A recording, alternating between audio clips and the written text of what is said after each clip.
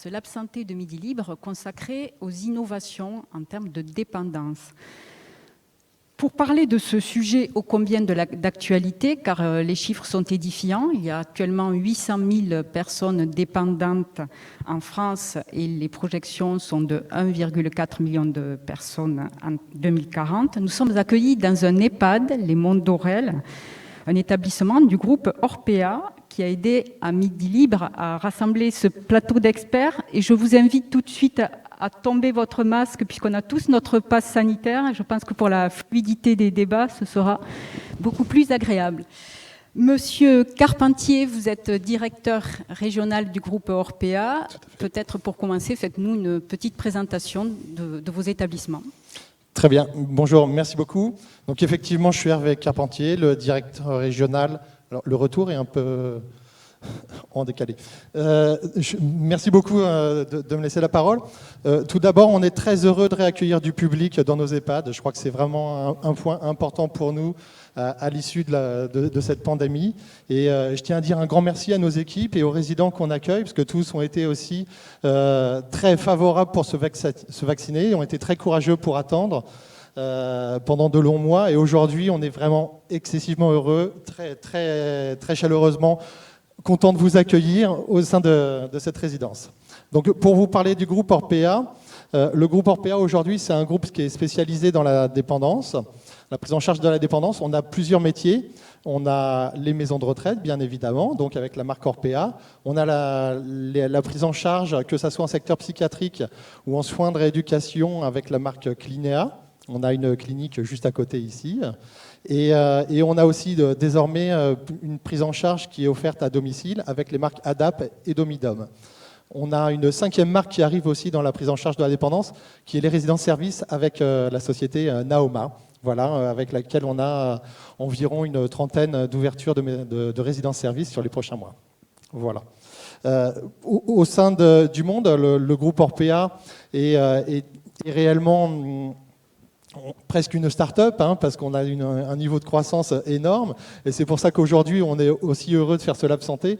C'est qu'on a des start-up qui sont locales, des entreprises qui sont locales. Et on est très attaché à ça en Languedoc-Roussillon ou en Occitanie. Et on est vraiment très heureux d'accueillir tout le monde. Voilà. Je pense que je vais arrêter là. On va peut-être passer à la présentation de nos intervenants donc, sur le débat. Peut-être commencer à ma gauche par Monsieur Espinas. Vous travaillez dans une société qui fait de l'innovation, qui s'appelle Wincare. Monsieur Ray, la personne juste à côté, vous êtes médecin coordonnateur des EHPAD d'Orpea en région, en Occitanie. Madame Gressard, vous êtes chargée de développement au pôle autonomie santé de Latte, où vous êtes un laboratoire d'innovation et de tests, et vous allez nous expliquer ce que vous faites depuis 12 ans, qui est complètement passionnant. Et puis nous aurons deux intervenants de la société Bastide, et donc Monsieur Le Flem, vous serez peut-être le premier à intervenir pour nous présenter 2 innovations de votre entreprise. Peut-être pour commencer, vous allez, Monsieur Ray, nous présenter les enjeux de la recherche en termes de prévention de l'autonomie, en tout cas d'innovation, pour éviter tout ce qui va avec la dépendance. Oui, bonjour. Je ne sais pas si on peut avoir le... Ouais.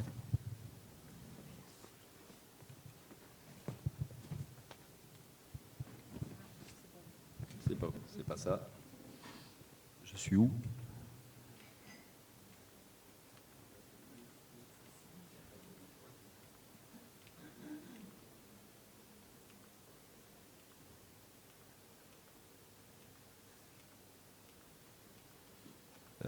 Marine, à l'aide.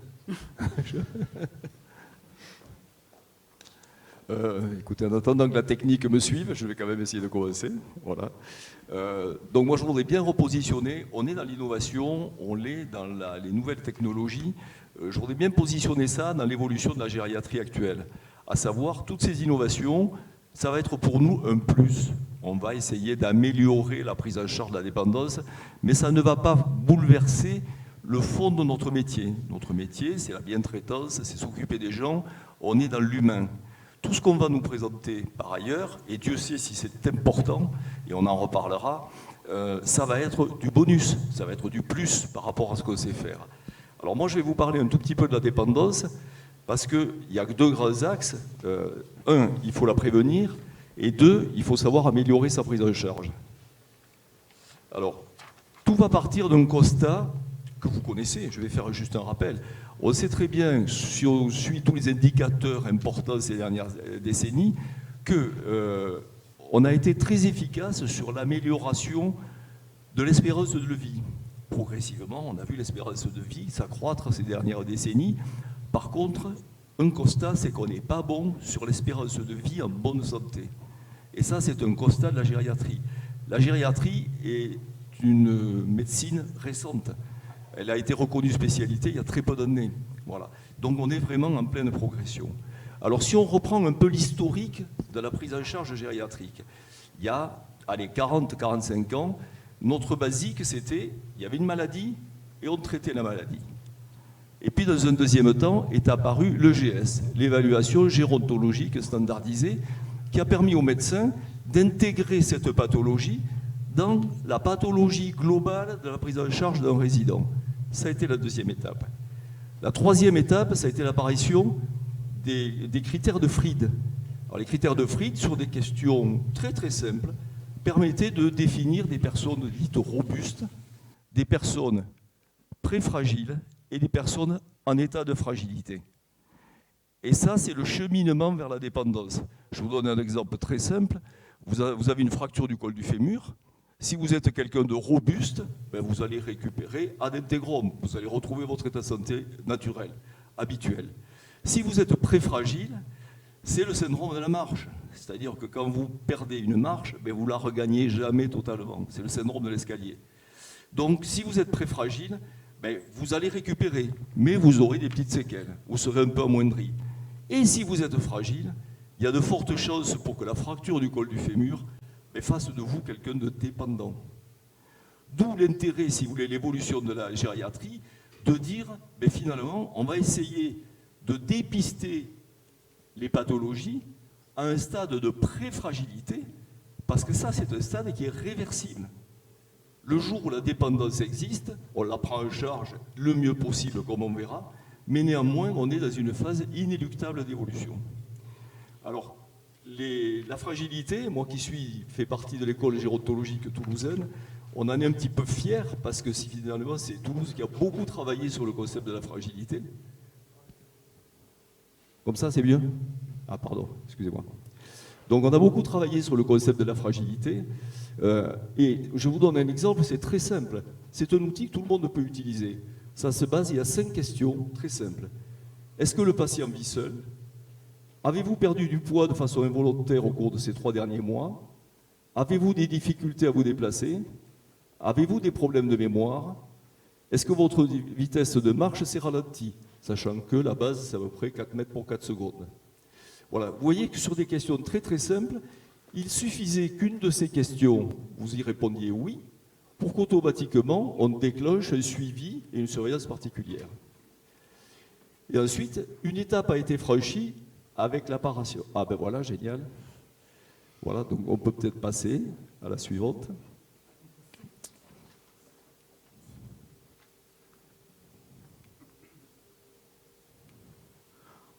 Attendez, Marine m'avait fait un magnifique PowerPoint, parce que bien sûr, moi je ne sais pas faire ça, et je ne vous le montrerai pas.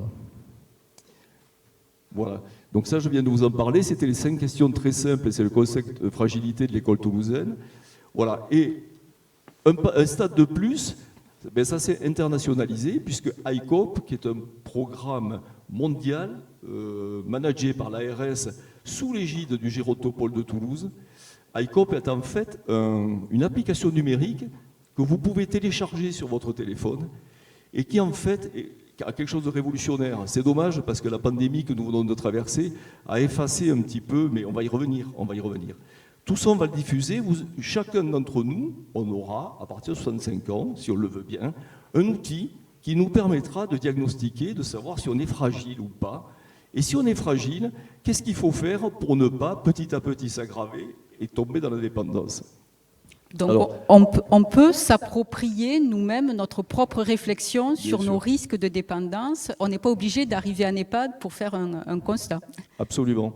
L'intérêt, c'est ce que je vous disais, c'est de le prendre en amont. Et si vous voulez, sur des questions très simples, on va étudier votre cognition. Est-ce que votre mémoire va bien? Est-ce que vous continuez à lire? Est-ce que vous avez des difficultés pour écrire vos chèques? Est-ce que vous faites votre comptabilité?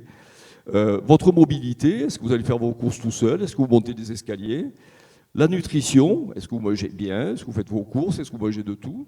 Est-ce que vous avez perdu du poids? Les fonctions sensorielles, très simples comme la vue et l'ouïe.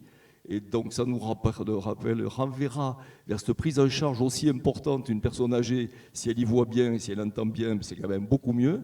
Mais là, on va le dépister au stade infime, c'est-à-dire est-ce que vous avez des tout petits troubles? Au point de vue psychologique, est-ce que votre moral est bon? Est-ce que vous êtes heureux dans la vie? Est-ce que vous allez bien? Est-ce que vous avez des amis? Est-ce que vous avez une famille qui vous entoure? Voilà. Tout ça, vous avez une batterie de questions très simples et vous avancez petit à petit dans le logiciel. Et à chaque étape, vous avez le libre choix de continuer ou pas. Et bien entendu, tout ça va se faire en coordination avec le médecin traitant qui, lui, va prendre en charge toutes les pathologies. Donc, si vous voulez, ça, cet outil, il est révolutionnaire parce que vous le ferez, ce test, tous les 6 mois si vous êtes un peu appliqué, un petit peu rigoureux dans votre vie. Et puis, si vous n'avez pas envie, vous ne le referez plus. Et puis, on vous donnera à vous le choix de dire « Voilà ce que moi, je veux faire de ma vieillesse ». Donc, Monsieur Ray, cet outil, il existe aujourd'hui. On peut le télécharger. Absolument. On peut télécharger cette application. Alors, sur les iPhones, on ne peut pas, mais tous les gens qui ont des Android peuvent, en quittant la salle, télécharger iCope, c'est gratuit. Et pianoter dessus, vous allez voir, c'est passionnant. C'est vraiment très intéressant. Et là, on est vraiment dans le cœur de notre métier. Alors, tout ça, c'est très, très joli, mais bon, un jour ou l'autre, la dépendance, malheureusement, elle finira par s'installer. Il faudrait que je zappe. Voilà. Elle finira par s'installer. Et là, le but de notre réunion, c'est de dire qu'est-ce qu'on va faire alors qu'on a déjà un capital, on a un savoir-faire, on a des choses importantes qu'on a mis en place depuis des années et des années. Que vont nous apporter tous les gens qui sont autour de moi pour essayer justement d'améliorer la prise en charge de la dépendance? Et c'est tout le but de notre réunion. Sachant en 2 mots, Monsieur Ray, qu'en EHPAD, combien de personnes sont dépendantes, il faut le rappeler, ou ont besoin d'une aide Au niveau des chiffres, je pense que 50% des gens ont une dépendance très élevée, sont avec des GIR 1-2, et il faut rajouter que 70% de la population accueillie en EHPAD a des troubles cognitifs, voire des troubles psychocomportementaux, ce qui génère aussi de la prise en charge. Et le GIR, pour le rappeler pour le grand public, c'est l'échelle de la dépendance qui va de 1 à 4. Tout à fait. Qui va de 1 à 6. Voilà. Je pense que nous tous, autour de nous, on est sûrement 6. Voilà. Et la dépendance extrême étant un GIR 1, voilà, pour lesquels il faut tout faire. Madame Florence Gressard, au sein du pôle autonomie santé de Latte, vous êtes un laboratoire d'études de la dépendance et surtout de réponse et d'innovation sur ce qu'on peut imaginer pour lutter. Ça fait 12 ans que vous travaillez sur ces projets-là. Est-ce que vous pouvez nous expliquer comment vous faites et puis qu'est-ce qu'on trouve chez vous? Comment on peut essayer de s'approprier, effectivement, de la même façon qu'on peut télécharger une application pour mesurer son niveau de dépendance, comment le grand public ou les familles ou les professionnels peuvent essayer de se projeter dans le futur et dans le présent aussi. Bonjour. Donc oui, je vais répondre à cette question et je dirais que mon intervention va vraiment dans le sens de ce que vient de dire le docteur Ray. En fait, en 2006, les élus de la commune se sont posé la question comment apporter une aide à notre population vieillissante sur la commune en complémentarité de tout ce qui existe déjà. Qu'est-ce qui manque dans le dispositif?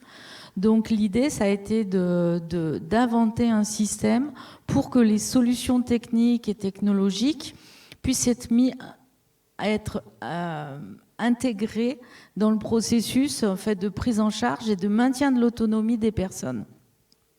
Donc du coup est née l'idée du pôle autonomie santé qui consistait à dire on se pose toutes les questions sur pourquoi les aides techniques, technologiques ne sont pas utilisées, où se posent les problèmes et comment on peut y répondre.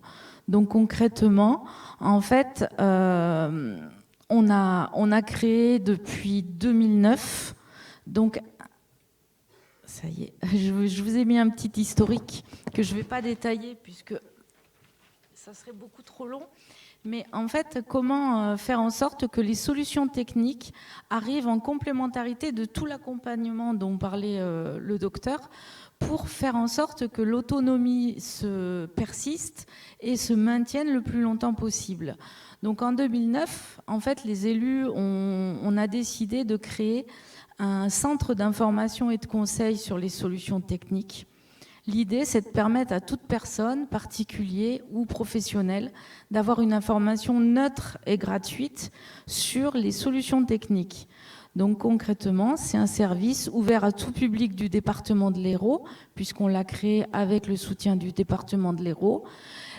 Service animé et majoritairement par des ergothérapeutes, qui sont les spécialistes des solutions techniques pour l'autonomie, pour accueillir les personnes, faire un bilan avec ces personnes pour comprendre leurs difficultés, soit en termes de compensation, soit de prévention, et leur proposer les solutions techniques les plus adaptées. Ces compétences s'appuient sur un showroom que l'on a sur Latte, qui est composé de plus de 400 aides techniques. L'intérêt, c'est que toute personne peut procéder à un essai de matériel en présence d'un ergothérapeute pour trouver la solution qui est la plus adaptée.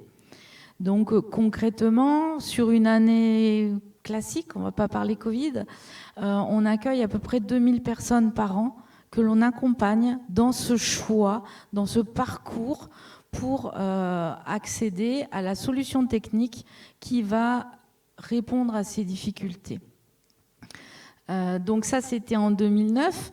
On s'est rendu compte également que pour que les solutions techniques soient bien utilisées et soient réellement présentes dans le quotidien, il fallait que les professionnels puissent aussi les utiliser et n'aient pas peur de les utiliser. Je pense notamment à toutes les solutions de transfert dont WinCare est un des fers de lance. Donc on a créé donc 2 salles de formation pour que les professionnels de l'aide et du soin puissent se former à la bonne utilisation des aides techniques. Et puis pour revenir un peu aussi au cœur de ce qu'est l'aide technique, c'est qu'avant tout, il y a des professionnels, des industriels qui fabriquent des matériels, qui les inventent. Et petit à petit, ces professionnels-là sont venus nous voir pour connaître un retour d'usage sur nos matériels. Qu'est-ce qui pose problème dans l'utilisation de tel ou tel matériel? Et c'est là où on a développé plutôt une approche Living Lab, c'est-à-dire mettre l'usager final au cœur du processus d'évaluation ou de conception d'un produit. Et donc, tout ça va prendre de l'ampleur, puisque je crois que vous avez même un projet de déménagement et d'agrandissement de vos locaux pour... Tout à fait. Donc, juste pour compléter, pour faire un peu le lien avec tous les présents autour de cette table ronde, c'est que les personnes qui viennent vers nous pour avoir un conseil sur un matériel, on va leur faire un conseil, leur indiquer le matériel le plus adapté, et ils repartiront avec une fiche de synthèse avec une préconisation sur le matériel adapté. Et on va donner la liste des fabricants, des fournisseurs, pour que les personnes puissent aller acheter leur matériel là où ils le veulent. Et c'est dans ce cadre-là qu'on est en lien avec Bastide et tous les autres distributeurs médicaux du secteur. Pour compléter donc, et répondre à votre question, parce que je ne veux pas prendre trop de temps, ce projet, en fait, a suscité de l'intérêt aussi au niveau de l'État et des autres collectivités, parce que pour que les solutions techniques s'intègrent mieux à la vie quotidienne, il fallait aussi aider les entreprises à créer des dispositifs, aider les startups à trouver les bons créneaux pour trouver la bonne innovation. Donc en fait, en 2017, on a été reconnu comme un des piliers de Montpellier Capital Santé. Et du coup, on a un bâtiment de 2500 m² qui va être construit et entièrement dédié à la thématique. Il sera situé sur Latte. Et ce bâtiment va accueillir à la fois un showroom de 500 m² avec tout le matériel pour avoir un conseil neutre et gratuit, mais également des salles de formation pour former, mais aussi du coworking, un Fab Lab pour pouvoir créer des prototypes de matériel ou adapter des aides techniques à la situation particulière de la personne. Et on aura également dans ce bâtiment une plateforme économique pour que les entreprises de ce secteur puissent être accompagnées et mieux s'implanter sur le marché. Et in fine, c'est également créer de l'emploi pour le territoire. Donc du coup, concrètement, les différentes collectivités et instances ont trouvé intéressant de s'associer à ce programme. Et l'ensemble du bâtiment et des activités du bâtiment seront gérées par un groupement public qui va regrouper le département, la région, la métropole et la commune de Latte. L'idée, c'est vraiment qu'on aille qu'on ait un lieu spécifique dédié à la thématique de l'autonomie en santé et des solutions techniques, et que chaque partie prenante qui a un intérêt de près ou de loin à cette filière puisse venir sur le site pour qu'on ait des synergies, de la coordination, de la concertation, et pour arriver à créer les bons systèmes qui vont être complémentaires à l'accompagnement humain. Toute solution technique n'a aucune valeur s'il n'y a pas un accompagnement humain derrière, on en est bien d'accord. À ce titre-là, d'ailleurs, la CNSA vient de nous identifier pour expérimenter un dispositif éclat qui va consister à accompagner les personnes dans le choix et l'utilisation des aides techniques.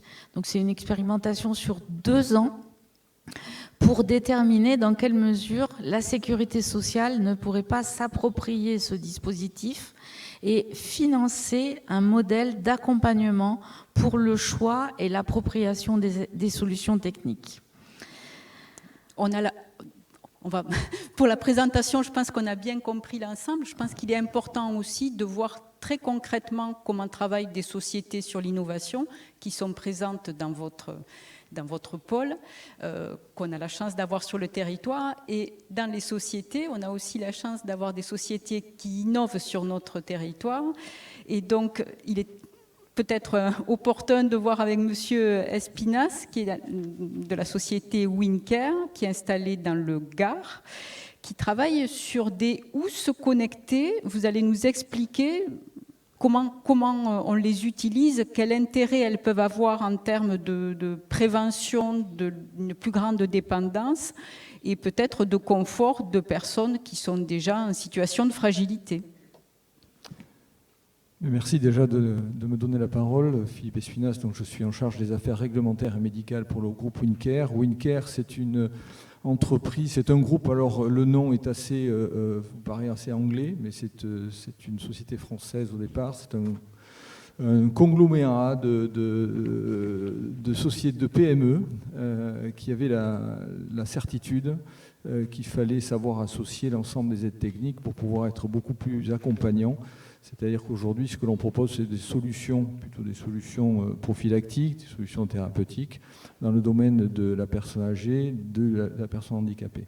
Donc nous avons 2 sites de production, et j'en suis très fier, c'est-à-dire que nous avons maintenu les emplois en France, avec 2 sites, un qui se trouve en Vendée et l'autre qui se trouve en Occitanie, donc situé à Nîmes exactement, qui est anciennement la société Asclé Santé, que certains connaissent, et qui est rentrée dans le giron il y a une 15aine d'années de Wincare.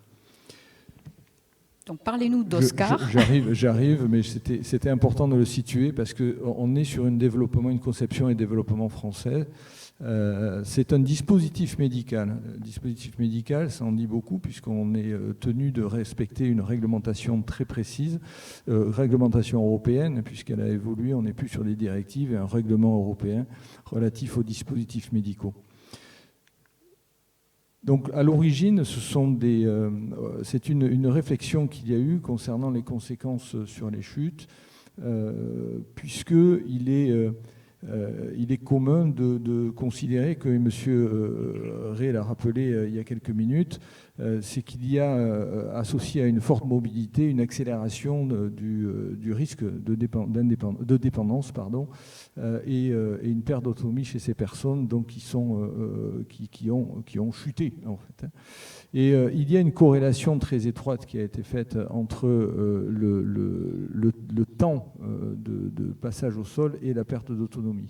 Vous avez un certain nombre de chiffres, et ça veut dire, en d'autres termes, que il faut savoir que dans des établissements EHPAD, dont beaucoup de personnes font partie, il y a un alourdissement des charges de travail, vous l'avez rappelé, notamment par un taux de dépendance de plus en plus grand, puisqu'il se dit qu'à 54-55% de personnes. Et donc tout ça a amené à un alourdissement des charges de travail, et particulièrement de nuit, puisque le nombre de soignants sont plutôt réduits, le nombre de soignants est réduit, et tout ça expose à des problématiques, peut-être qui sont des problématiques de veille. Et pour cela, on s'est posé la question de savoir si, et sans vouloir remplacer l'humain, ça a été rappelé, mais sans vouloir rappeler l'humain, est-ce qu'une technologie du numérique, telle que la solution OSCAR, pouvait contribuer à lever certains obstacles à l'accompagnement personnalisé des résidents la nuit. Alors OSCAR, c'est quoi ? Alors parler d'OSCAR, il faut quand même d'abord se dire que OSCAR n'existerait pas s'il n'y avait pas eu une accélération du numérique en santé. Parce que cette digitalisation, il faut savoir l'approprier. Parce que sans quoi, vous ne pouvez pas avoir l'existence d'OSCAR. Et les soignants rappellent que, alors d'une part, dans une enquête qui est un baromètre que vous avez sur l'écran, cette étude rappelle qu'en fait, il n'y a pas de perte de qualité en relation résident ou patient et soignant, mais que ils ont la conviction, à 80%, ont la conviction que demain, la digitalisation va les aider. Donc, OSCAR est né pour pouvoir, non pas suppléer, mais aider justement à cette veille en apportant un certain nombre de métriques qui permet de connaître les événements. Et on a un petit film, une vidéo qui vous permet de visualiser ce qu'est, de comprendre le sens d'OSCAR. Qu'on va voir tout de suite. Wincare présente Oscar, l'assistant des soignants pour veiller sur les résidents en EHPAD. Depuis 5 ans, Sophie est aide-soignante dans une maison de retraite. Elle aime son métier, même s'il n'est pas toujours facile, surtout depuis qu'elle travaille de nuit. Parfois, Sophie se sent fatiguée et un peu stressée. Les résidents étant nombreux et l'équipe réduite, elle a souvent peur d'être débordée. Ce qui l'angoisse le plus, c'est qu'il arrive quelque chose à l'un d'eux et qu'elle ne s'en rende pas compte assez vite. Elle sait qu'une chute ou des déambulations peuvent avoir de graves conséquences. Alors, avec d'autres soignants, elle a réfléchi à un dispositif pour les personnes âgées les plus dépendantes. C'est ainsi que moi, Oscar, je suis né. Je suis un dispositif médical chargé de donner l'alerte en cas de sortie de lit non justifiée ou risquée. Je suis composé d'une housse dotée de 12 capteurs reliés à un boîtier électronique. Il suffit de me brancher pour que je fonctionne. Je suis aussi simple à paramétrer. Sur mon interface web, il n'y a qu'à indiquer dans quelle chambre je suis installé et à définir les périodes d'alitement du patient et les délais de déclenchement de l'alerte. Je suis également très simple à utiliser pour les soignants comme Sophie. En cas de situation à risque, je donne l'alerte sur son terminal nomade. À réception de l'alerte, Sophie peut immédiatement aller porter assistance à son patient. Son intervention rapide va permettre de limiter les séquelles. Après l'intervention, Sophie n'a besoin que de 2 clics pour la clôturer sur son terminal et l'équipe qui prendra la relève sera automatiquement au courant de ce qui s'est passé durant la nuit. Depuis que je suis arrivé dans l'EHPAD de Sophie, elle se sent plus sereine. Les patients se sentent plus en sécurité et leurs familles sont plus rassurées. Les séquelles liées aux chutes sont moins lourdes et les coûts liés aux incidents sont diminués. Pour faire ma connaissance, rendez-vous sur www.wincare-oscar.fr. Donc Oscar est aujourd'hui utilisé très concrètement dans un certain nombre d'EHPAD en France. Peut-être donner la parole à Monsieur Ray, parce que vous avez un retour d'expérience, puisque je crois qu'à Orpea, vous utilisez déjà ce dispositif.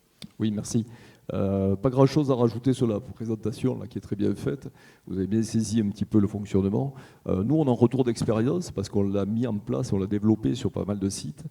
Ce qu'on nous propose, là, c'est quelque chose de simple, de fiable, de très bien accepté. Les résultats sont sécures. Franchement, ça marche très très bien au quotidien. Alors comment nous on l'a utilisé? On l'utilise d'abord dans les évaluations gériatriques à l'entrée du résident. On va utiliser la housse connectée qu'on va mettre pendant 3-4 semaines, ce qui nous permettra d'emblée de savoir quelle est la qualité de la nuit du résident. Vous savez que la plainte du sommeil, de l'insomnie, c'est une plainte très fréquente chez la personne âgée. Alors des fois, elle est réelle, mais des fois, elle ne l'est pas, puisque le sommeil est des fois de mauvaise qualité, c'est un sommeil un petit peu haché, c'est un sommeil déstructuré. Donc beaucoup de résidents vont nous dire « mais moi, je ne ferme pas l'œil de la nuit ». Et en fait, ils passent pas mal de temps dans leur lit. Et à contrario, il y a des gens qui déambulent énormément la nuit et on ne le sait pas. Donc franchement, là-dessus, c'est hyper intéressant pour nous et ça complète vraiment notre évaluation à l'entrée. L'autre grand axe d'utilisation sont bien évidemment les chuteurs. Alors, je vous rappellerai quand même que la chute, c'est un événement majeur dans la vie de quelqu'un. Dès que vous aviez chuté, il y a un avant et un après. C'est quelqu'un qui a déjà chuté, a 9 chances sur 10 de développer un syndrome post-chute. Et nous, quand on a un petit peu l'habitude, on reconnaît très bien cette démarche précautionneuse des gens qui ont peur, qui ont la hantise de rechuter. Donc, la chute, c'est un événement majeur. Et comme l'a très bien dit M. Espinas, la chute, ce n'est pas tant la chute elle-même qui peut être grave, mais ce sont les conséquences. Et on s'est rendu compte, il y a une étude du professeur Roland au Gérontopole de Toulouse qui a été très bien faite là-dessus, où on a prouvé que c'était le temps passé au sol qui faisait la gravité des conséquences. Donc je pense qu'avec ce Oscar, on a vraiment une solution qui nous permettra de se dire qu'on sécurise les gens. Ça ne va pas remplacer les rondes qui sont faites habituellement par nos soignants. C'est ce que je vous disais depuis le début. Ça va être un complément de ce qu'on sait déjà faire, mais au moins on va optimiser, si vous voulez, les choses en se disant ils vont rester le moins longtemps au sol possible, et donc on va éviter les conséquences majeures. Et la gravité, je ne vous parlerai pas des rhabdomyolyses, de tout ce qui se passe, voilà, les insuffisances rénales aiguës qu'on voit chez quelqu'un qui est resté au sol pendant plusieurs heures. Donc la qualité de la nuit, les chutes, le bilan gérontologique, et ensuite on a mis la barre un petit peu plus haut, parce que quand j'ai vu un petit peu ce que nous proposait Winker, je leur ai dit, mais attendez, c'est très bien, on va analyser le temps de présence au lit. Mais est-ce que vos algorithmes ne sont pas capables de nous dire, pendant ce temps passé au lit, combien de temps le résident dort? Parce qu'on sait très bien que la gestuelle n'est pas la même, le rythme cardiaque, le rythme respiratoire. Donc on leur a mis un petit peu la pression en leur disant, si vous pouviez nous sortir au travers de vos algorithmes, pendant le temps de présence au lit, combien il y a de temps de sommeil effectif, vous imaginez l'importance pour nous, lorsque le médecin traitant va marquer un médicament, va changer un traitement, de le valider en disant ben oui, effectivement, vous êtes efficace, il dort beaucoup plus ou il dort beaucoup moins. Et sur quelque chose de non invasif et de très simple. Donc, on va dire que notre retour à ce jour est quand même très positif. Donc aujourd'hui, on sait combien de temps une personne équipée dort. Absolument. Ouais. Vous l'avez sur le diagramme, c'est un exemple. Plus de son. Bon, c'est tout. Ah oui. Oui, vous l'avez sur le diagramme, hein, puisque en fait, comme l'a rappelé Francis, il y a un certain nombre d'indicateurs en fait, que l'on peut extraire. Vous avez retenu celui du temps d'alitement et vous voyez que sur le diagramme, on observe que plus de 15 heures ont été passées par jour par le résident, mais c'est surtout qu'il y a un certain nombre d'alertes, d'événements qui sont survenus, et c'est la connaissance de ces événements qui vont permettre aussi d'améliorer le projet personnalisé de soins pour pouvoir mettre là où il faut les besoins, répondre aux besoins là où il faut. Voilà. Et Monsieur Ray, pas pour finir avec Oscar, mais en tout cas pour clore peut-être la présentation, très peu tout le monde n'a pas besoin d'être équipé avec ce matelas. C'est utilisé dans des cadres très particuliers aujourd'hui. Le but n'est pas de créer des chambres entièrement connectées avec des matelas tout toujours Non, dans non, ce... pas du tout. Ce que je vous disais, c'est vraiment l'innovation, elle va venir être un plus pour nous, c'est la cerise sur le gâteau, on va dire. Hein. Voilà, on va l'utiliser de façon ponctuelle, peut-être pendant 3 semaines à l'entrée, c'est ce que je vous disais. Après, chez un shooter, pour tester un petit peu, pour voir quelle est la qualité de sa nuit, mais ça va être ponctuel. Après, c'est sûr qu'on aura des résidents qui ont des troubles psychocomportementaux liés à des maladies neurodégénératives comme la maladie d'Alzheimer, pour lesquels la mise en danger la nuit est quand même fréquente. Peut-être pour cela, on va laisser effectivement la housse plus longtemps. Mais on pourra très bien admettre qu'on pourrait la mettre pendant 1 mois. Et puis une fois qu'on a les renseignements dont vous voulez disposer, ben on va la lever, le repasser à un autre résident. Donc on n'aura pas besoin d'avoir une utilisation systématique. Ça pourrait être fait à la carte. Florence Gressard, on le trouve chez vous, Oscar? On peut Pas encore. Ah. Pas encore. Il faut à tout prix vous faire équiper. Excusez-moi, j'avais une question éventuellement. Est-ce que vous ne pensez pas que ça va arriver après à une personnalisation du sommeil? C'est-à-dire que la réponse du sommeil en institution, elle est assez institutionnelle. C'est-à-dire qu'il y a une organisation tout autour qui fait qu'on doit coucher les résidents à une certaine heure, les lever à une certaine heure. Le fait de savoir combien de fois ils se lèvent, combien de fois ils dorment, est-ce qu'on arrive ensuite à est-ce que c'est un projet ou un objectif de savoir à quelle heure finalement il faut le coucher ce résident ou éteindre? Je pense qu'on collera beaucoup plus à la réalité des faits. Bien sûr, vous avez raison. Oui, je pense qu'on aura une étude beaucoup plus fine de la qualité de la nuit de nos résidents. Et je pense qu'effectivement, ce n'est pas la peine de laisser de coucher quelqu'un très tôt si effectivement on sait qu'il va se relever, qu'il va déambuler, qu'il va se mettre en danger. Bien sûr, oui, il sera une incidence directe sur le projet personnalisé et sur la prise en charge. On est en train de découvrir en fait En fait, vous voyez qu'on est en train de découvrir ce qui se passe la nuit. Voilà. Parce que dans les services de gériatrie, c'est là où les gens déambulent le plus. Quand on est dans un hôpital, le service le plus dur pour la nuit, c'est la gériatrie, parce qu'en cardiologie, tout le monde dort. Enfin, j'exagère, mais souvent dans les services de gériatrie, il y a beaucoup de déambulation, parce que la qualité du sommeil ou parce que justement les levées, suite à de l'anxiété, sont assez réguliers. Donc c'est pour ça, il y a une interrogation sur le sommeil. Arriver à faire le lien entre, c'est-à-dire mieux comprendre pourquoi un résident agit d'une certaine manière, mais ça peut être un patient aussi, en connaissant mieux ce qui s'est passé la nuit, c'est une information qu'on a souvent, qu'on n'avait pas. Donc Sébastien, pardon, juste une chose. Ensuite, je vous disais, c'est un système qui est quand même très simple, très fiable, et qui quand même est un garant du respect de la vie privée des gens. Je veux dire, il y a beaucoup d'autres systèmes qui existent, voilà, mais qui sont quand même un tout petit peu plus intrusifs et pour lesquels on peut se poser des fois des questions sur le traitement des images. Là, on a quelque chose qui vraiment nous garantit la totale transparence des informations et leur anonymisation totale. Donc David Arial, puisque vous travaillez vous également dans une société de la région et qui travaille sur l'innovation, vous êtes chez Bastide, la société nîmoise, vous allez nous expliquer, vous, sur quel projet aussi innovant vous travaillez pour contrer la dépendance. Voilà.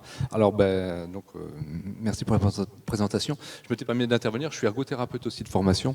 Donc, j'étais pas mal confronté aussi aux soins, que ce soit en EHPAD ou en centre de rééducation. Chez Bastide, je travaille essentiellement auprès du maintien à domicile, mais dans la partie de la mobilité et pour la formation des personnels. Et quand on parle de mobilité, on parle toujours donc pour la personne avec son niveau de dépendance avec laquelle c'est difficile de se déplacer. On a remarqué qu'il y a la personne et il y a les accompagnants autour de la personne, puisqu'on a parlé d'appropriation de l'aide technique. L'aide technique, on se l'approprie par l'information et on va également se l'approprier par l'entourage qui va mettre en place cette aide technique. S'il n'y a personne pour l'utiliser ou pour la mettre en place, l'aide technique, elle ne va pas être réellement utile. Donc nous, chez Bastide, on a une petite cellule où on développe également des produits. C'est pour ça que ça m'intéresse. Des produits notamment dans la mobilité, donc des fauteuils roulants de confort, des fauteuils roulants de sport, des caméras de recul pour des fauteuils roulants électriques. Et là, aujourd'hui, je voulais vous présenter rapidement ce fauteuil qu'on a développé suite au retour d'usage des personnels soignants et des utilisateurs. Quand on est dans un fauteuil de confort, en général, c'est qu'on a perdu pas mal de mobilité et on a également une faible capacité au niveau des épaules à propulser un fauteuil. La plupart des fauteuils ont les grandes roues, les roues de propulsion qui sont situées à l'arrière. Ce qui fait que pour les personnes qui sont assises au fauteuil, c'est toujours assez difficile d'aller attraper les roues et de pouvoir se déplacer. Pour les personnes qui sont en fauteuil dans une structure, on ne va pas forcément leur demander de se déplacer sur des centaines de mètres. Pourquoi? Parce que déjà, on n'a pas beaucoup de force. Souvent, les couloirs des structures sont assez longs, donc on ne peut pas toujours facilement envisager que la personne se déplace depuis sa chambre jusqu'au centre de soins.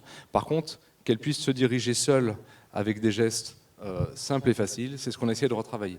C'est pour ça qu'on a remis au goût du jour un fauteuil en remettant les roues motrices à l'avant. Qu'est-ce que ça fait quand les roues motrices sont à l'avant? Le fauteuil, il pivote sur lui-même.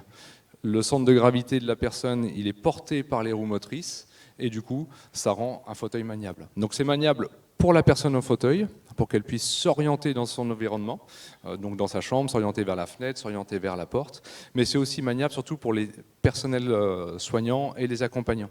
Ça veut dire qu'une aide-soignante qui amène le résident dans la salle de bain, qui doit lui faire demi-tour, très souvent on observe qu'ils sont obligés de soulever le fauteuil par les poignets, et bien là, vous n'avez pas besoin de soulever ce fauteuil. Les autres éléments qu'on a fait, c'est qu'on a mis un petit arceau de pousser à l'arrière du fauteuil. En général, on pousse pas, tous les fauteuils sont conçus avec des poignets dans l'axe du fauteuil, mais ce n'est pas une position fonctionnelle pour le poignet pour pousser. Quand on va faire ses courses en supermarché, le chariot, pour avoir de la force, on pousse par une barre. Donc c'est ce qu'on a fait aussi pour rendre la poussée beaucoup plus facile. Ensuite, on a d'autres éléments importants, c'est que les freins, on les a mis à l'arrière. Quand on installe une personne à table, habituellement, la personne est à table, il y a l'assiette, on a tendance à se pencher par devant la personne pour enclencher les freins. Donc on met un peu la tête dans l'assiette, on met la tête dans l'espace intime de la personne, alors que là, on va pouvoir actionner les freins sans rentrer dans l'espace particulier de la personne. Donc ça, c'est les éléments qui ont été pensés justement pour les accompagnants. Et puis, du coup, cette maniabilité permet et la rotation, mais également l'installation pour se mettre à table. On n'a pas besoin de soulever le fauteuil, on n'a pas besoin de tourner et de faire d'efforts. Donc, plus le personnel soignant s'approprie l'aide technique, plus c'est facile pour lui d'utiliser l'aide technique, bien mieux il l'utilise auprès du résident. Toute la partie assise, en général, tous les fabricants travaillent dessus, on a tous des coussins, des dossiers qui sont réglables, ça c'est quelque chose de commun à tous les fabricants. Par contre, la mobilité et la maniabilité pour l'entourage, souvent il est un petit peu délaissé, on est dans des systèmes de châssis assez traditionnels, classiques. Donc c'est pour ça qu'on a inventé ça, on travaille ça en partenariat avec nos fournisseurs, puisque Bastide, on n'est pas fabricant, donc on est prestataire, on apporte du conseil en aide technique, que ce soit au domicile ou dans les résidences, et par contre on essaye avec des fabricants de développer des solutions quand on a les retours de terrain, et les retours que ce soit et des utilisateurs ou de l'entourage, pour essayer de faire remonter un cahier des charges et de pousser à une innovation ou à une nouvelle production. Voilà.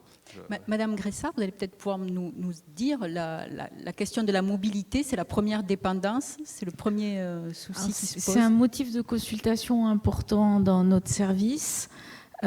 Juste pour dire, on sent que là, toutes les innovations qui ont été faites sur ce dispositif, elles sont liées à l'usage. C'est dans un contexte d'utilisation. On n'est pas sur un papier en train d'imaginer le futur. On l'a imaginé avec les vrais utilisateurs. On n'a pas contribué, mais ça se sent de suite. D'ailleurs, vous êtes ergothérapeute. Du coup, votre question, je m'en rappelle. Non, c'était la question de la mobilité. Est-ce que c'est la première cause de dépendance? Est-ce que c'est la mobilité On est souvent questionné sur la mobilité, mais je dirais que la question majeure encore, c'est les problématiques de la salle de bain. Sécuriser la salle de bain. Et la deuxième, c'est la communication. Arriver à communiquer avec ses enfants, avec son entourage. Et après, une fois que les personnes sont vers nous et qu'on a discuté de ces points spécifiques, on peut élargir à l'ensemble des actes de la vie quotidienne. Et je dirais que ce qui nous surprend toujours, c'est la question de la vision, qui est un point qui est pas suffisamment exploré, à mon avis, notamment avec les personnes vieillissantes, parce que c'est un déclencheur de dépendance formidable. le problème de vision. Donc nous, on a un grand espace sur la base vision et les personnes passent beaucoup de temps à tester du matériel et à se rendre compte qu'il n'est pas normal qu'elles ne voient pas. Ça, c'est important. Il y a un autre problème qui peut amener, enfin qui est pas aussi justement visible, ou en tout cas qui a pas mal d'ellipses telles qu'on peut l'imaginer, c'est la question de la respiration et de l'oxygénothérapie, puisqu'on va accueillir Monsieur Leflemme de la société Bastide. Et quand on a préparé cette émission, vous me disiez, Monsieur Leflemme, que bonjour.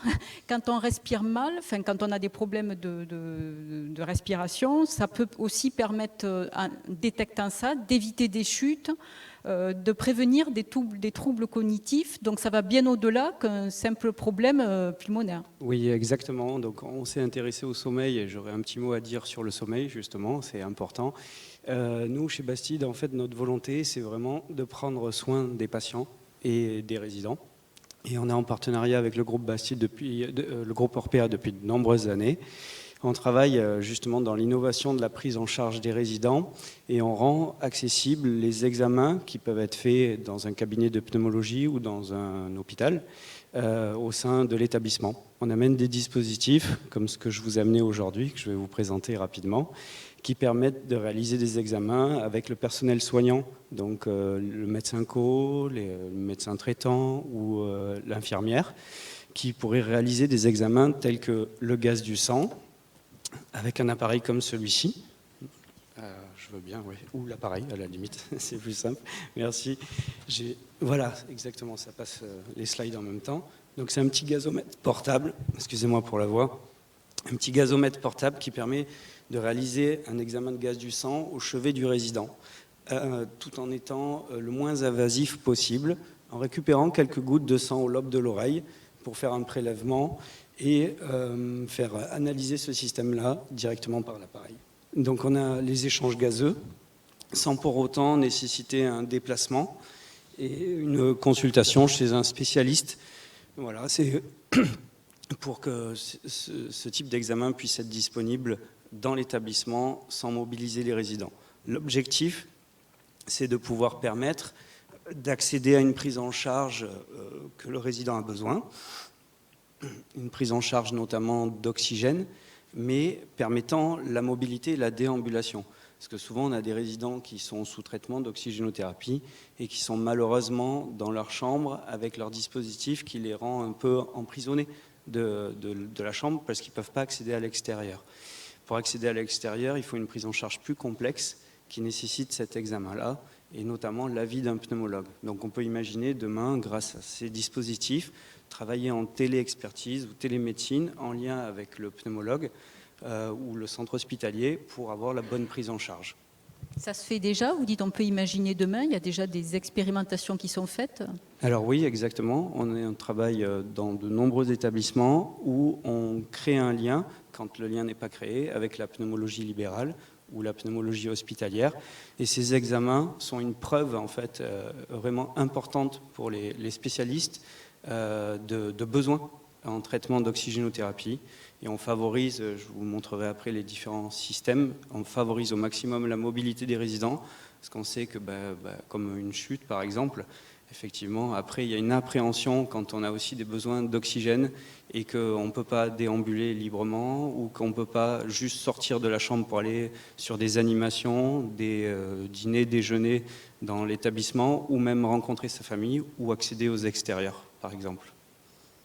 Et donc là, aujourd'hui, il faut être formé pour utiliser cet appareil ou c'est très simple? L'innovation, c'est pas forcément compliqué. Enfin, c'est compliqué à mettre au point, mais peut-être pas utilisé. Effectivement, c'est pas très compliqué. Le personnel soignant est déjà bien habilité à réaliser ce type d'examen. Ils l'ont, pour la plupart d'entre eux, déjà réalisé lors de leur étude ou leurs différentes postes qu'ils ont eu avant dans leur carrière. Mais ça nécessite quand même un peu de dextérité. Donc on est toujours présent, nous, pour accompagner et aider dans la réalisation de cet examen. Je vous ai amené un autre appareil aussi. Un petit appareil qui est un spiromètre portable et qui permet cette fois-ci, lui, de faire 3 types d'examens, aussi généralement pratiqués dans les cabinets de pneumologie, dont notamment la spirométrie. On va pouvoir mesurer les performances du poumon en fait, du résident et mesurer des informations clés qui vont nous donner une indication sur le traitement qu'on va mettre en place par la suite. Donc c'est un spiromètre portable mais aussi un oxymètre nocturne, et je fais un petit lien avec le sommeil. On va pouvoir prendre en charge aussi le sommeil puisqu'il y a un traitement qui existe et qu'on met de temps en temps en maison de retraite, qui est le traitement de l'apnée du sommeil.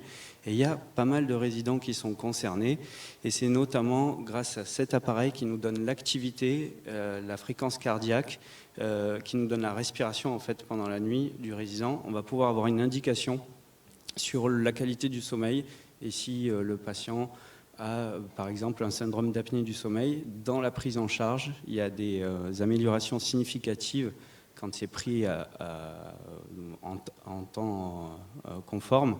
On va pouvoir améliorer la nuit de sommeil déjà, mais la journée aussi, avoir moins de somnolence. Et il y a des études qui montrent que ça recule les troubles cognitifs et par la même occasion, les risques de chute aussi. Voilà, il y a moins de risques de chute.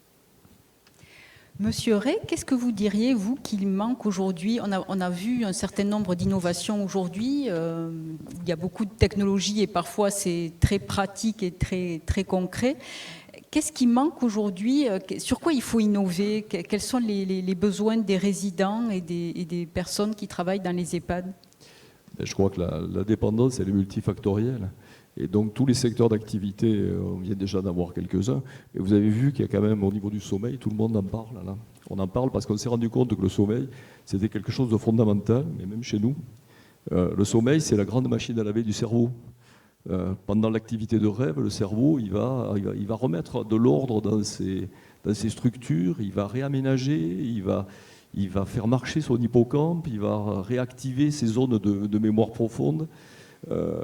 Et donc on se rend compte que les troubles du sommeil, déjà c'est chez l'adulte jeune, le syndrome d'apnée du sommeil, c'est quelque chose qu'on recherche surtout chez les conducteurs d'engins et les chauffeurs poids lourds.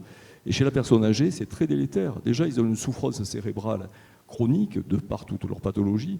Et les troubles respiratoires en particulier, comme le disait monsieur, les apnées du sommeil et le ronflement important chez la personne âgée vont majorer l'hypoxie, la baisse de l'oxygène dans le sang, vont majorer la capnie, c'est-à-dire le taux de CO2 dans le sang, d'où l'intérêt des innovations qui nous sont proposées par le groupe Bastide. Donc déjà ça, vous avez vu, autour du sommeil, on est très demandeur d'innovation, et le groupe Orpea, toute une cellule qui est en train de travailler là-dessus, justement pour l'amélioration de la qualité du sommeil. On y revient toujours. Donc ces innovations vont dans le sens. Après, vous me demandez à quoi on est en attente. On est en attente de beaucoup de choses, en particulier sur la mobilité, toutes les aides au transfert, tous les moyens de transfert et de déplacement. Et là, on a un exemple, par exemple, ce fauteuil, il est hyper intéressant. Je veux dire, c'est sûr qu'il y a des choses très simples. En réfléchissant un peu, on crée un outil qui correspond vraiment à notre demande et qui va être plus et pour le résident et pour le salarié qui va s'en occuper. Donc voilà, ces innovations, elles existent. En termes de nutrition, on a besoin d'évoluer aussi. La dénutrition est une pathologie majeure de la personne âgée. Et on sait très bien que, par exemple, les maladies d'Alzheimer décèdent in fine de dénutrition. Donc voilà, le champ d'action, il est grand, et tous les gens qu'on a autour de nous, là, qui travaillent très fort là-dessus, voilà, je vous donne un autre exemple. On n'a pas pu en parler parce que le temps est un petit peu court.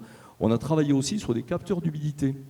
Des capteurs d'humidité qu'on peut mettre dans des protections, dans des changes, et qui nous permettent à la demande de savoir quand le change est saturé et quand est-ce qu'il faut aller changer le résident. Donc vous imaginez, plutôt que d'aller ennuyer quelqu'un qui déjà dort pas bien, on va aller vérifier pour voir s'il n'est pas souillé, s'il n'est pas...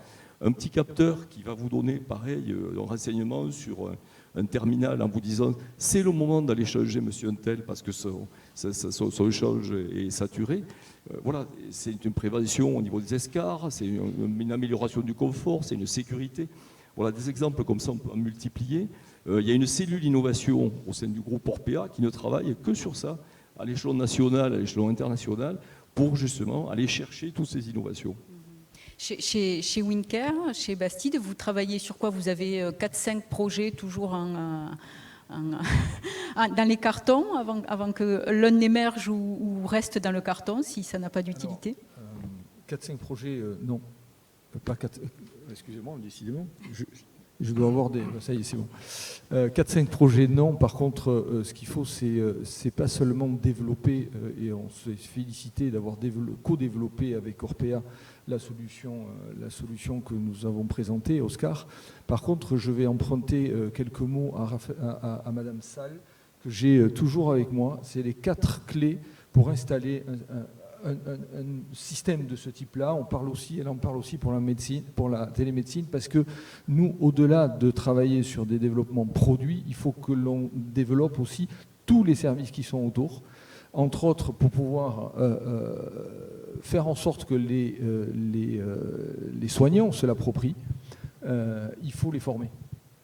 Et il faut passer beaucoup de temps. Et c'est la raison pour laquelle nous avons aussi travaillé sur des plateformes de formation e-learning pour pouvoir leur permettre d'accéder très facilement 24 heures sur 24, 7 jours sur 7, sur notamment la formation au bon usage d'Oscar.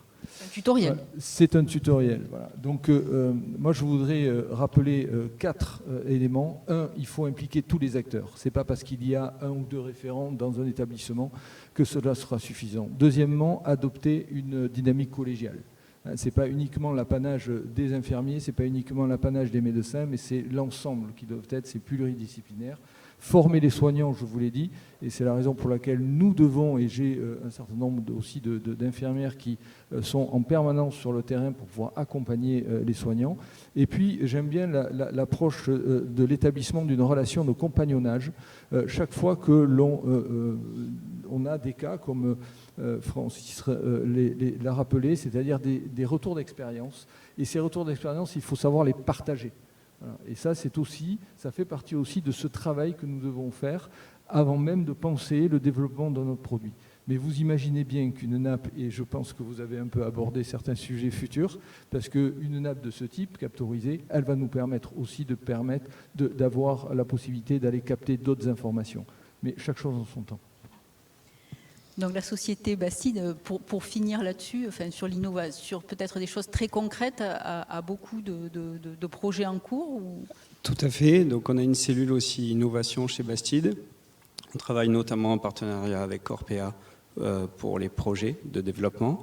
Mais la société Bastide, c'est une société multi-activités. Donc on a de nombreuses branches. Vous avez vu la partie du handicap, de l'autonomie, du maintien à domicile, mais on a aussi une activité respiratoire, une activité nutrition-perfusion, stomatologie, urologie. Donc il y a tellement d'activités que chaque activité a un peu son développement et ses innovations. Voilà. Madame Gressa, alors ce n'est pas une conclusion, mais c'est déjà une ouverture pour synthétiser tout ce qui a été dit. Vous diriez aujourd'hui qu'on a tous les outils pour réussir l'innovation dans la dépendance. En tout cas, on va vers de plus en plus de dynamisme sur le sujet. On est un peu obligé compte tenu des enjeux. Oui, on a beaucoup d'outils. Après, je voulais juste rajouter par rapport à tout ce qui nous a été présenté, le rôle d'un pôle autonomie comme le nôtre, en fait, c'est d'être aussi capable de faire une veille sur toutes ces innovations et même les choses qui ne sont pas innovantes, mais tout ce qui existe sur le marché, parce que pour être sûr de proposer à la personne la solution qui soit la plus appropriée à sa situation, à la personne ou à l'établissement également, parce qu'on parle aussi de prévention des risques professionnels. Donc il est important que des structures arrivent à avoir cette vision globale de tout ce qui se passe sur ces marchés pour identifier ce qui va répondre aux besoins spécifiques. Et du coup, à nous aussi de faire remonter ces besoins spécifiques vers les industriels, vers les bureaux d'innovation de différentes structures. C'est vraiment capital. Parce que vous parliez tout à l'heure des problèmes de vision qu'on a peut-être tendance à sous-estimer. Et je crois que vous avez fait une étude sur les enjeux de l'innovation et qui montre qu'il ne faut pas peut-être mettre de la domotique à tout va. C'est peut-être un mot qu'on a un peu trop à la bouche aujourd'hui et qui fait rêver, mais peut-être inutilement. Oui, en fait, on a fait une étude sur 2 ans pilotée par la conférence des financeurs de l'Hérault. On était en association avec I2ML de Nîmes. Il s'avère que les innovations numériques et notamment tout ce qui est domotique, pour la personne âgée, c'est quelque chose de très très difficile à faire rentrer dans les domiciles. On a fait une expérimentation, on a laissé des dispositifs pendant 6 mois au domicile et le retour sont... La technologie, oui, mais l'accompagnement humain, plus. C'est-à-dire que la technologie, elle a un intérêt pour la prise en charge globale que s'il y a de l'humain vraiment autour. Donc attention à penser qu'on peut tout révolutionner avec la domotique au domicile individuel des personnes. C'est un ensemble en fait. Et ça rejoint la vision qu'avait le docteur Ray sur ACOP et toutes ces dimensions qu'on explore en fait pour parler d'autonomie. Parce que c'est l'association de toutes ces dimensions qui font que la personne peut rester autonome le plus longtemps possible. Monsieur Ray, je crois que vous aviez envie de prendre la parole. Juste pour dire que l'expérience que nous en avons de travailler, c'est l'échange et c'est la collaboration que nous avons entre nous qui, à mon avis, est majeure, parce que des solutions, il y en a, mais rien ne remplace l'expérimentation sur le terrain. Et je pense que nous, on a la chance d'avoir un groupe important où on peut commencer à tester des solutions, et c'est ce qu'on a fait, les faire évoluer avec les industriels qui sont autour de nous, puisqu'on communique énormément, et que les médecins ont une vision un petit peu particulière et peuvent les aider, comme on parlait tout à l'heure, d'aller rechercher l'analyse du sommeil pendant le temps de présence au lit. C'est quelque chose qu'on a fait évoluer ensemble. Et je pense que tout ça, ça permet d'arriver à un certain stade où on valide le projet. Et par exemple, les housses connectées, c'est quelque chose qu'on a validé tous ensemble, qu'on a fait évoluer, et que maintenant on est en train de développer sur tous nos sites. Donc ça se passe en plusieurs étapes, mais encore une fois, rien ne remplace l'expérimentation. Et le fait, comme vous le disiez tout à l'heure, que les salariés, que les soignants s'approprient le dispositif. C'est bien d'apporter une aide, mais il faut que tout le monde aille dans le même sens. Si c'est pour mettre une aide technique qui ne sera jamais utilisée, voilà. Donc l'expérimentation et la collaboration entre nous, c'est hyper important. Donc les projections dont on a parlé, parce que là on arrive à la conclusion, au début de ce débat, qui sont quand même assez effrayantes en Occitanie, enfin 1,5 million de personnes dépendantes en 2040. Vous, ça ne vous fait pas peur? Et en Occitanie, on est particulièrement concerné puisqu'on a une population vieillissante. Je crois qu'on aura 10% de plus de 75 ans. Donc pour finir, peut-être un petit mot là-dessus. Il ne faut pas avoir peur de la dépendance et il faut avoir confiance aux innovations sans rêve peut-être de personnes valides sur des projections impossibles. Un petit mot chacun pour finir, Monsieur Espinasse.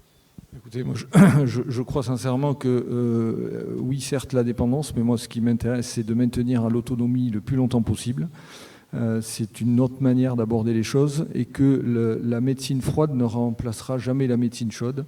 Donc il est important que l'humain soit toujours au centre des préoccupations.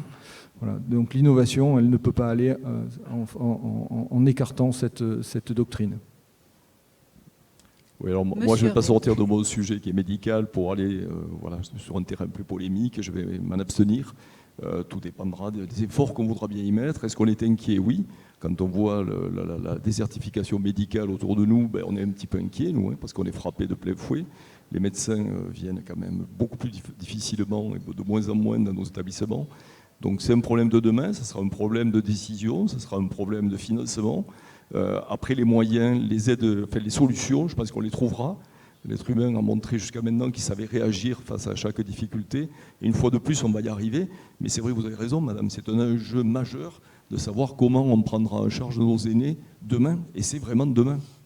Sachant qu'on n'a pas voulu faire de polémique, mais effectivement, la loi sur la dépendance, le vote de la loi a encore été retardé. Donc, il parle aussi de questions de moyens humains. On connaît les problèmes de fonctionnement des établissements compte tenu de problèmes de personnel. Donc les outils, effectivement, peuvent avoir un intérêt de compagnonnage, peut-être, qui va être d'autant plus intéressant dans les années à venir. Madame Gressard, un petit mot là-dessus pour finir? Juste un petit mot pour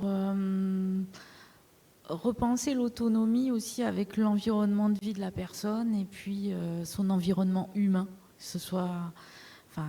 la personne vit dans un cadre que ce soit choisi ou non, un environnement humain qu'elle a ou qu'elle n'a pas, parce que le cercle des aidants, il est quand même très éparpillé, et les aidants familiaux sont eux aussi éparpillés sur l'ensemble du territoire pour différentes raisons. Donc c'est toute une approche à repenser, et je rejoins Monsieur Espinas. On parle d'autonomie, préserver l'autonomie, et en explorant les différentes composantes qui constituent l'autonomie, et éviter de se focaliser sur le côté dépendance lié à une fonction déficiente en fait. Monsieur Le Flem, un mot très rapide. Oui, une vision très positive pour l'avenir. Ça fait plus de 40 ans qu'on prend en charge des patients et qu'on améliore leur quotidien. Et, notre volonté, c'est toujours continuer dans ce sens-là. Donc on a su s'adapter. On vient de traverser un épisode de crise sanitaire assez significatif. On en tire des conséquences, et dans le groupe Bastide, notre vision pour l'avenir, même si les besoins en humain ont tendance à diminuer, on sera toujours là pour apporter le mieux pour les résidents. Merci beaucoup, merci à tous de nous avoir éclairés sur ces questions fondamentales pour notre avenir. Donne rendez-vous pour un prochain Lab Santé qui sera dans quelques semaines, et merci à notre partenaire Orpea de nous avoir accueillis ici au sein d'un EHPAD, la résidence Les Monts d'Aurel. À bientôt.